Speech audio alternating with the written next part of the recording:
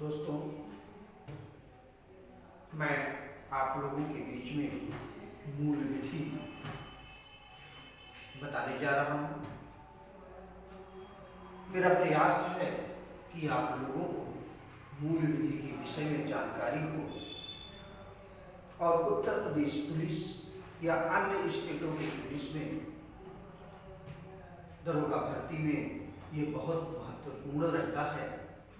इसमें से 5-6 क्वेश्चन, ज़्यादा तो नहीं लेकिन 5-6 इम्पॉर्टेंट क्वेश्चन आप लोगों के प्रश्न पत्रों में पूछे जाते हैं।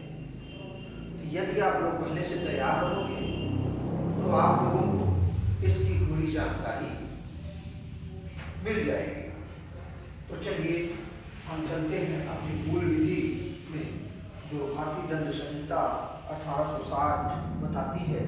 इसमें ये बताया गया है, भारतीय दंड संहिता में 23 अध्याय हैं और 511 धाराएं हैं। हमने आपको धारा 1 से लेकर के 16 तक के अपने पिछले वीडियो में बता दिया है। आज हम अध्याय 7 से आप लोगों को बताने जा रहे हैं। तो आप लोग देखिए, आगे फिर धारा का हर एक धारा का मैं विश्लेषण आप लोगों के सामने करूंगा। और वैसे मैं आप लोगों को आपके परीक्षा को दृष्टि में रखते हुए आगे मैं महत्वपूर्ण प्रश्न भी बताऊंगा कि जो आप लोगों के प्रश्नों में आ जाएंगे। लेकिन मैं ये चाहता हूँ कि आप लोग 511 धाराएं भी पढ़ें। तो चले, अध्याय 13 हमारा क्या कहता है? संपत्ति के विरुद्ध अपराध, धारा 378 से धारा 463। यह हमारा 62 ही रहेगा, इसको कर दे। हाँ, 62। संपत्ति के विरुद्ध अपराध होता क्या है, ये जानना आप लोगों के लिए थोड़ा सा जरूरी है। संपत्ति के विरुद्ध अपराध वह होता है जब कोई व्यक्ति किसी भी व्यक्ति की इच्छा के विरुद्ध या बिना उसकी जानकारी के किसी भी वस्तु को, उसकी संपत्ति को अपने कब्जे में कर लेता है। तब ये अध्याय 17 में जितनी भी धाराएं हैं, 378 से 462 तक में, ये सभी धाराएं अलग अलग पोजीशन में देखते हुए ये लगाई जाती है, जिसका विवरण मैं आगे आपको जब धाराओं के विषय में विश्लेषण से बताऊंगा तब ये आपको मैं बताऊंगा। अभी हम अध्याय की चर्चा कर रहे हैं, तो अध्याय में पहले हमारा ये जानना जरूरी है किस अध्याय में कितनी धारा, किस धारा से किस धारा तक में है। तो आज हमारा ये संपत्ति के विरुद्ध अपराध 378 से 462। चलिए, अध्याय 18 क्या कहता है हमारा? दस्तावेज तथा संपत्ति चिन्हों से संबंधित अपराध। इसमें क्या होता है कि गलत तरीके से किसी भी दस्तावेज को प्रस्तुत करना,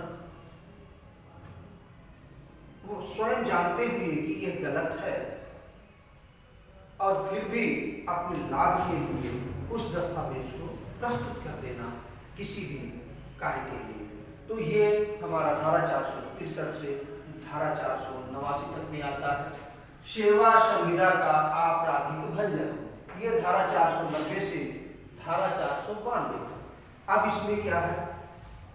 सेवा संविदा का आपराधिक भंजन, यात्रा के दौरान जब कोई भी संविदा कॉन्ट्रैक्ट जो किया जाता है उसको भंग कर देना, वो हमारा धारा 490 से 492 के अंतर्गत आता है।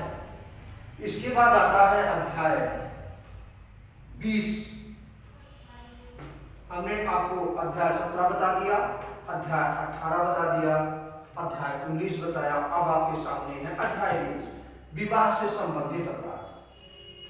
हमारे जीवन में जब हमारी शादियां हो जाती हैं, उसमें पति पत्नी के बीच में या परिवार से दोनों परिवारों के बीच में, लेकिन पति पत्नी का संबंध बहुत मायने रखता है।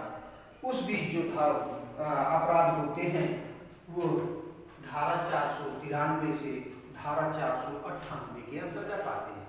आपने बहुत देखा होगा, अक्सर दहेज प्रथा लगा दिया जाता है, या पत्नी को परिवार वाले प्रताड़ित करते हैं। किसी भी व्यक्ति के महिला को, जो किसी की पत्नी होती है, किसी की बाप बेटी होती है, तो उसको अगर प्रताड़ित किया जाता है विवाह के बाद, तो वो धारा 493 से 498 के बीच में ये दोषी दंड दिया जाता है, दंड देने का प्रावधान किया गया है। इसके बाद आता है अध्याय 20 का, ये मोस्ट इम्पॉर्टेंट है। ये बहुत अक्सर जो भी इससे पहले हम वर्णन कर रहे थे, बता रहे थे आप लोगों को, पति या पति के संबंधियों द्वारा निर्दयता, ये धारा 498 है। जब कोई भी पति अपनी पत्नी को बिना दोष के उसको प्रताड़ित करता है, या उसके परिवार के द्वारा उसे प्रताड़ना दी जाती है, तब हम धारा 498 का प्रयोग करते हैं उस व्यक्ति के खिलाफ।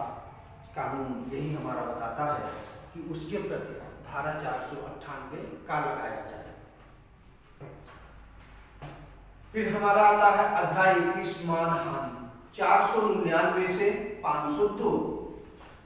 मानहानि, आप लोग मान हानि समझते ही हैं, इसमें बहुत विश्लेषण की करने की जरूरत नहीं, लेकिन आपको हम आगे बताएंगे धारा 499 और 502 किन की कैटेगरी में बांटे गए हैं, किस पर कौन सा धारा लगाया जाएगा, किस पर 499 लगेगा, किस पर 500 लगेगा, किस पर 501 लगेगा, किस पर 502 लगेगा। ये हम विस्तार से जब धारा आपको समझाएंगे, तब उसमें हम एक एक का वर्णन करना चाहते हैं, जिससे आप लोग 511 धाराओं को समझ सकें। तो मानहानि, जैसे हमारे सम्मान को कोई व्यक्ति ठेस पहुंचाता है या हमें अपमानित करता है, तो वही मानहानि होता है। आगे है हमारा अध्याय 22 आपराधिक अभित्रास, अपमान एवं दृष्टिकरण, धारा 503 से धारा 503 से धारा 510 तक का इसमें वर्णन किया गया है। अध्याय 23 में आता है अपराध करने के प्रयत्न, अर्थात प्रयास करना। किसी का हत्या करने का सपोज लीजिए प्रयास करना, तो 511 आता है। या किसी प्रकार का अपराध कारित करने के लिए अपनी योजना बनाना, योजना बना करके उसको पूर्ण रूप देने को ही हम कहते हैं अपराध करने के प्रयत्न, कि हमने अपने तरफ से प्रयास किया। तो ये धारा 511 है। अब आप लोगों को अध्याय 1 से अध्याय 23 तक हमने बता दिया है। आगे आपको हम, और इसके साथ हमने आपको 511 धाराओं को बता दिया, किस अध्याय में कितनी धाराएं हैं। अब आगे कल से हम हर धारा के विषय में विश्लेषण से आपको बताएंगे, और आप लोगों को मुख्यतः उन धाराओं के भी विषय में बताएंगे जो यूपी पुलिस में बहुत कामयाब आए, बहुत आप लोगों के उपयोग में आएंगे परीक्षा की दृष्टि को देखते हुए। तो आज के लिए धन्यवाद।